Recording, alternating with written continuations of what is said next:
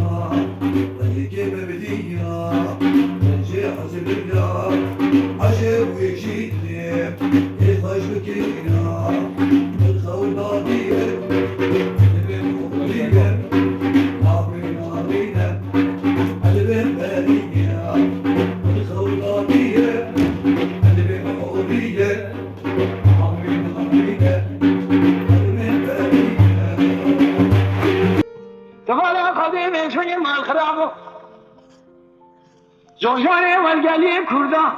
ذكرنا نادر انت نابنا اشترى شامكم اسمي مامي والخراب يزم زينيتنا ولا عاشق حرب الدنيا لو ازمي خمانية مشترى نقوم اسمي اشترى شامكم بسون ذا قسمي ما الخراب حرشارو لي حجيه بريخ وبنا حجيه أزبوي حديث شامبو شوايش ميوانة تاخما سنگوي ويبري تمام ظالم قالوا باسمي مال خرابي تجارة نازية مكة تنزان يسفقينيم اللي نزقين ما يا خي أمان أمان مايت أخ أمان أمان مايت مايت مايت أمان أمان أمان مايت مايت مايت أمان معين أمان معين دليل أيدنا يا خير